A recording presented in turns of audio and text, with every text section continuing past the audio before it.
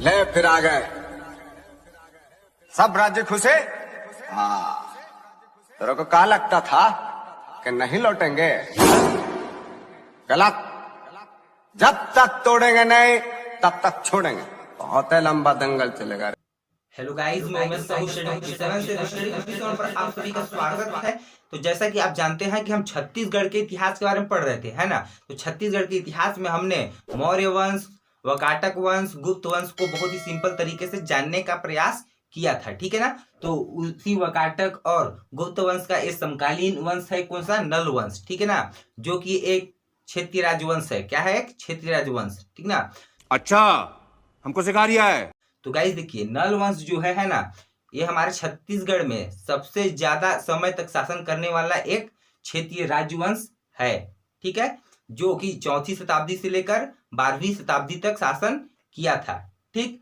और ये जो नल वंश है ना, वो हमारे छत्तीसगढ़ के दंडकारण्य क्षेत्र में क्या किया? शासन किया था, ठीक ना। तो आज की इस वीडियो में हम इसी को बहुत ही सिंपल तरीके से जानेंगे। तो आप इस वीडियो को पूरा अंत तक देखिएगा और वीडियो अच्छा लगे तो लाइक शेयर कर दीजिएगा, ठीक है।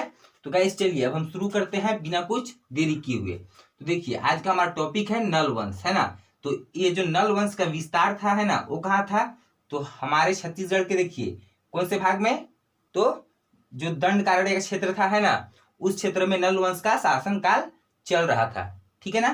तो गाइस देखिए, इसी नल वंश के बारे में हम देखते हैं, यहाँ पर कुछ बेसिक जानकारी है ना। उसके अलावा हम देखेंगे कि इस नल वंश में कौन कौन से प्रमुख शासन आए, है ना, इन सभी को हम जानेंगे आज की इस वीडियो में। तो चलिए देखिए, जो नल वंश का राजधानी था, है ना, वो कौन कौन सा था? तो देखिए, पुष्करी भोपालपट्टनम, और दूसरा क्या है?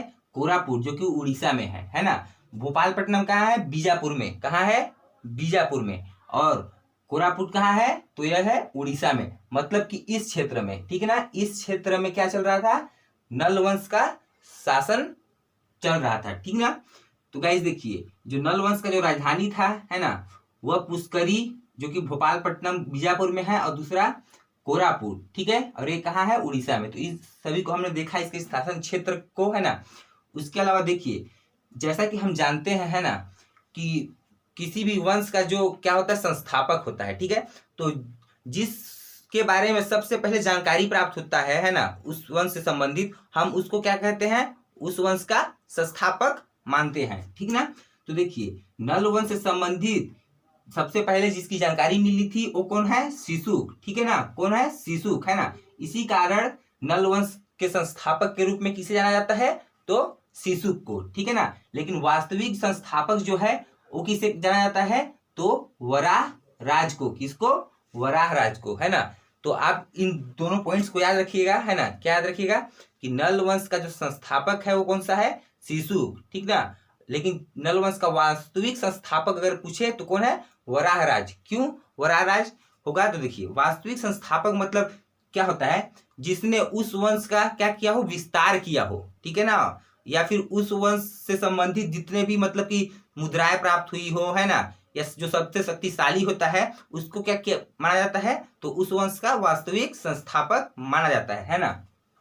इसी कारण जो है वराह राज को क्या माना जाता है? नल वंश का वास्तविक संस्थापक, ठीक है। तो देखिए, इस नल वंश की जानकारी के बारे में बात करें हम, है ना, तो देखिए इसकी जानकारी कहाँ से मिलती है? तो वायु पुराण ब्रह्म पुराण से। कहाँ से? वायु पुराण एवं ब्रह्म पुराण से, ठीक ना।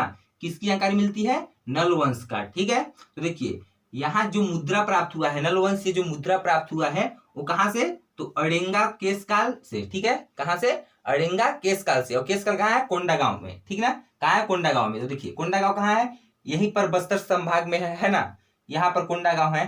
तो गाइस देखिए, मतलब इसी क्षेत्र में क्या चल रहा है? नल वंश का शासन चल रहा है। तो सिक्का भी यही प्राप्त होगा ज्यादातर, है ना।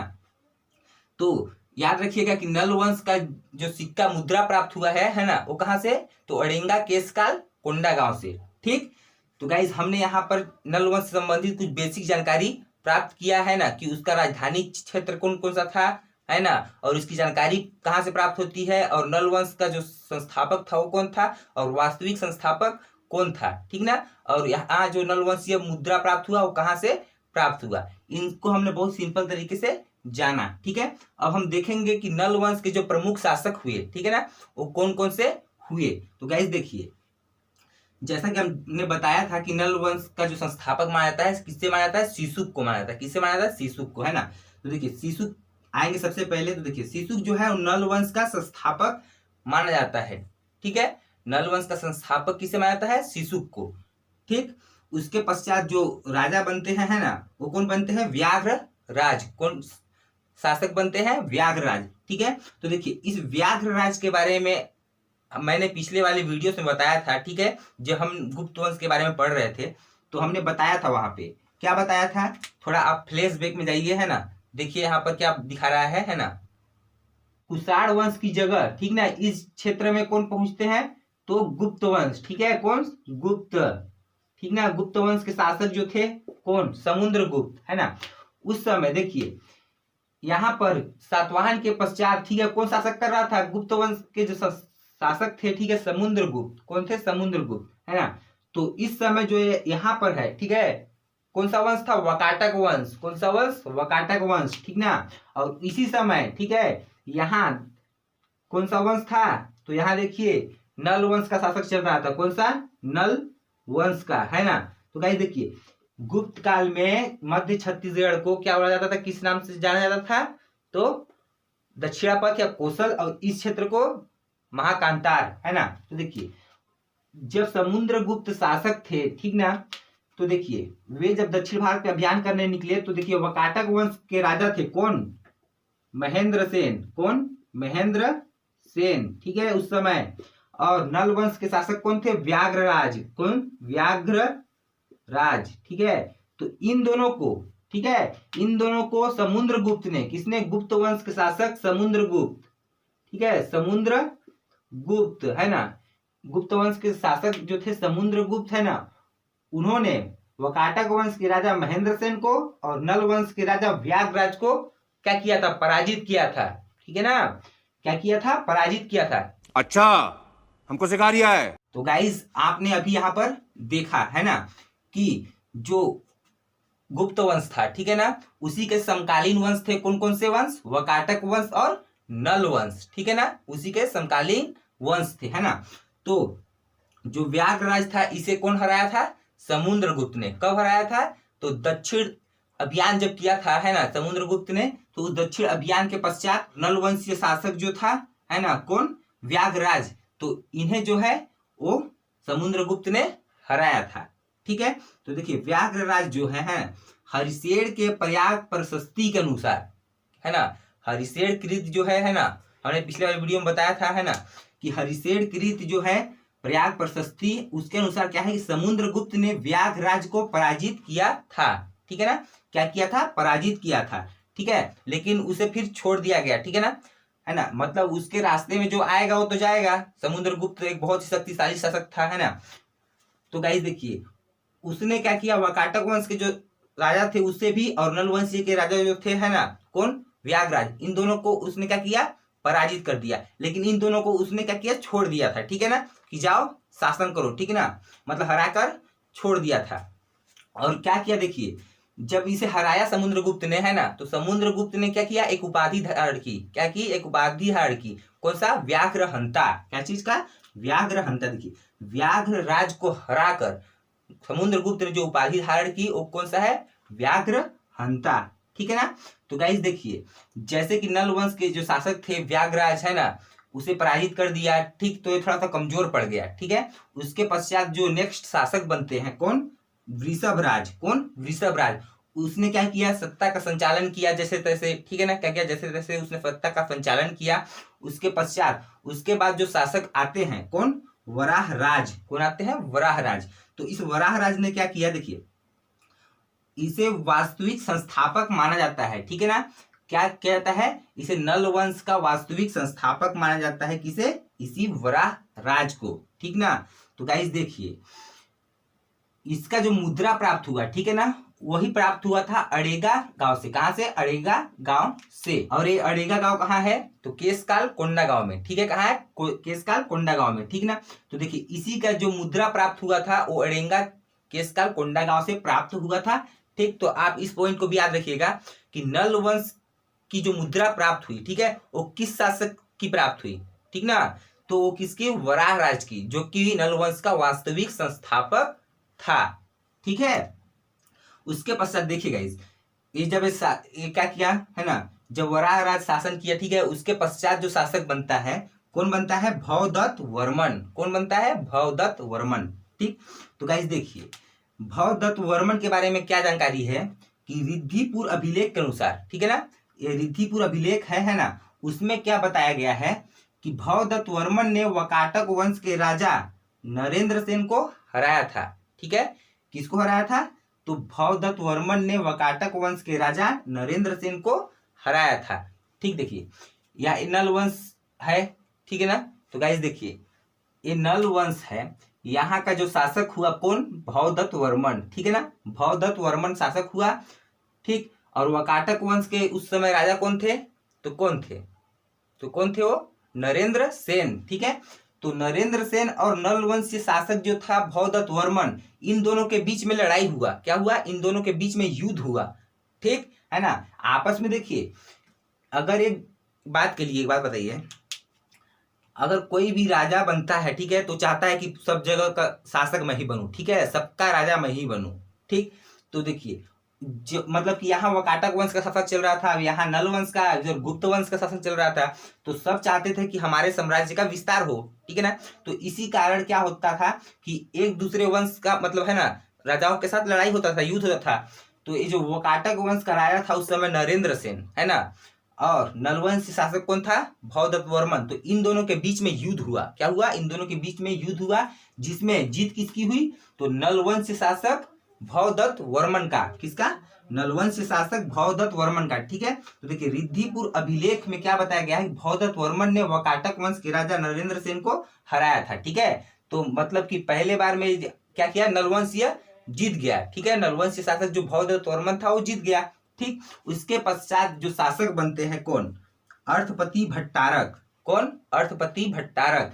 ठीक है, तो देखिए इस अर्थपति भट्टारक का क्या हुआ कि केसरी बेड़ा अभिलेख के अनुसार, किसके अनुसार, केसरी बेड़ा अभिलेख के अनुसार वकाटक वंश के राजा पृथ्वी सेन ने, किसने, वकाटक वंश के राजा पृथ्वी सेन ने अर्थपति भट्टारक को हराया था। ठीक है, क्या हुआ गाइस, देखिए वकाटक वंश के राजा जो थे नरेंद्र सेन, है ना, उसका युद्ध किससे हुआ था, तो नलवंश शासक भवदत्त वर्मन से। तब भवदत्त वर्मन जीत गया था। ठीक है ना, उसके पश्चात भवदत्त वर्मन के बाद यहाँ पर शासक बनता है कौन, अर्थपति भट्टारक। ठीक है, और यहाँ पर मतलब कि नरेंद्र सेन के बाद कौन शासक बनता है, तो यहाँ जो है पृथ्वी सेन शासक बनता है। कौन शासक बनता है वकाटक वंश का, पृथ्वी सेन। तो पृथ्वी सेन का और यहाँ अर्थपति भट्टारक का जब युद्ध होता है तो उसमें विजय किसकी होती है, वकाटक वंश के राजा, किसका, पृथ्वी सेन का। ठीक है ना, वकाटक वंश के राजा पृथ्वी सेन का विजय होता है, जिसमें अर्थपति भट्टारक हार जाते हैं। ठीक है ना, तो हार जाते हैं तो इस प्रकार से रोते रहते हैं।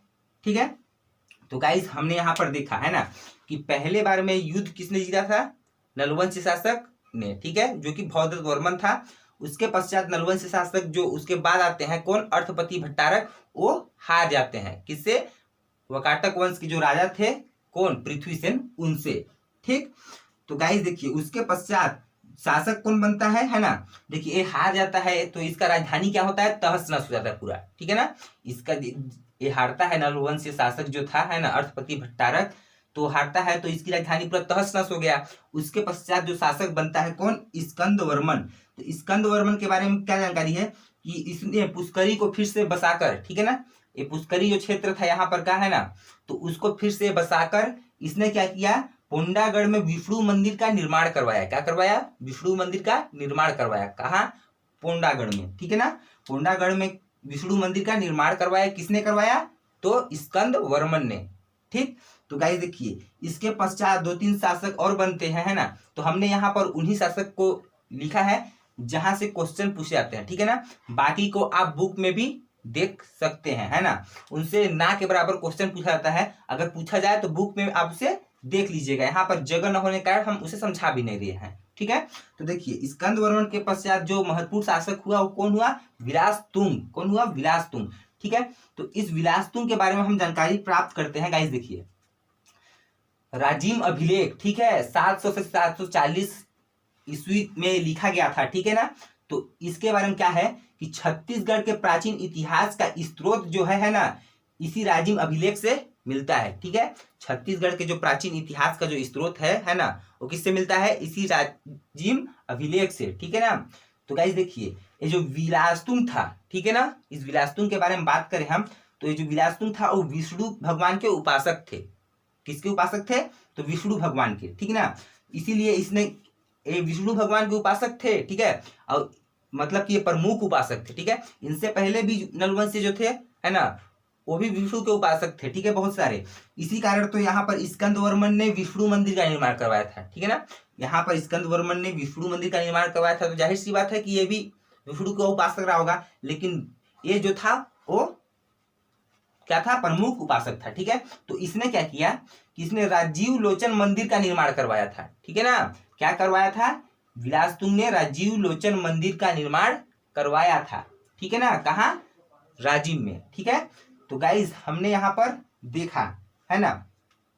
उसके पश्चात देखिए 2-3 और शासक आते हैं जो कि इंपॉर्टेंट नहीं है, इसलिए हमने उसे भी नहीं लिखा है। ठीक, उसके पश्चात देखिए अंतिम शासक जो हुए, कौन? नरेंद्र थबल। कौन? नरेंद्र थबल। ठीक ना, वो कौन थे? तो नल वंश के अंतिम शासक थे। ठीक है ना, और ये जो नल वंश है, ठीक है ना, ये कब से कब तक चला था?